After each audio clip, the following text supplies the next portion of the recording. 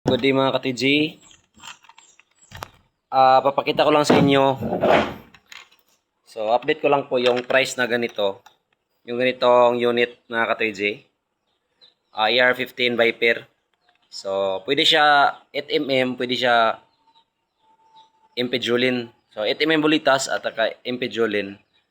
So, depende sa buyer or customer natin kung ano yung bala na pipilian niya. Yung pang 8mm ba or yung Impejulin. So, basta sa yung ganitong setup is 6,700 with scope. 3x9x40 na scope. So, wala lang siyang kasamang laser at plus light, no? Ano lang? Scope, free shipping, dalawang butin canister, ganito, at saka tatlong 1cc sirens na pinutulan na natin para ready to use na if masira yung nakasalpak sa unit nyo. So, ganitong price, set po niya 6,700. 6,700. So, yung price na yan is tama-tama lang po sa price ng ating unit. Di tayo nag-overprice. Sakto lang po yan. So, yan po. Ganitong setup ng kan. So, hindi siya automatic talaga, no? One cock, one shot. Ganito po yung pag ano. So, ito dito, may baguhin po ko dito kasi nabali yung kanina. So, baguhin ko, i-refer ko pa muna mamaya. Kasi may na yung kasahan niya ba.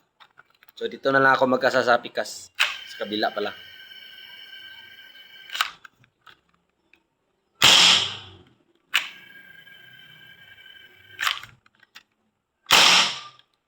So, itong ganitong setup, dito po ilagay yung bala sa magasin. And then, ano siya,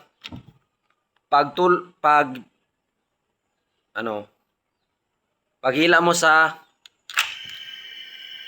kasahan, automatic magkakarga ng butin, 5 counts. Pagbalik mo naman, automatic yung toser niya sa bala, ipupos na yung bala dito. Diyan pupos yung bala papuntang receiver natin, papuntang barrel stopper. Tapos ready to fire ka na. Then medyo malakas yung tunog ito kasi Impejulin yung gamit natin. Pero pag 8mm steel ball yung gamit nating pang barrel, ano siya, medyo less na yung tunog niya. Malakas siya pag walang bala, pero pag may bala na, medyo less na talaga. And then, so yan. So, hindi to kasama yung camouflage na cloth. Cloth lagi. Hindi siya kasama. Yung kulay lang natin is black talaga. Then, kung mag-request kayo ng kulay, or palagyan nyo nito, ganito, lagyan nyo ng ganyan. So, mag-add na lang. Basta 6,700 yung seat nito. Ganyan. Yan po yung itsura niya sa 6,700. ER15 design po ito. Ganyan.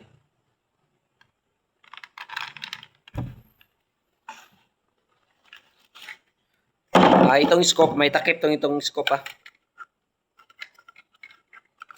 May takip siya. Para hindi masira yung lens niya. Yung lens ng ating scope.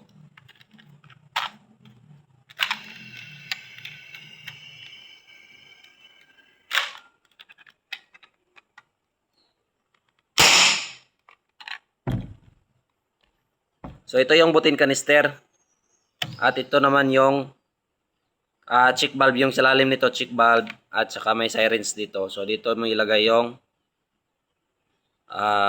canister sa karugtong ng sirens. So, ito, matanggal itong cover natin. Pero hindi, nilagyan ko naman dito. Pero okay naman kasi matanggal naman itong, ito. Pwede ito tanggalin, pwede din ilagay. So, depende na din yan sa customer buyer. Then ito, dito mo i-press dito para matanggal kung lagyan mo ng bipod. So, ganyan. Ang tawag nito is forward grip. So, forward grip siya. So, ganito yung itsura niya pag walang forward grip. Medyo siya, ano siya ng parang maliit ba? Tignan. Pero pag meron, medyo siya malaki. Kaya bagay po sa kanya yung forward grip. Ganyan lang po. Yung forward grip pala, kasama na po yan sa 6,700 kasi kasama yan sa gel blaster na ating bibilhin. So, yan lang po. So, salamat, no?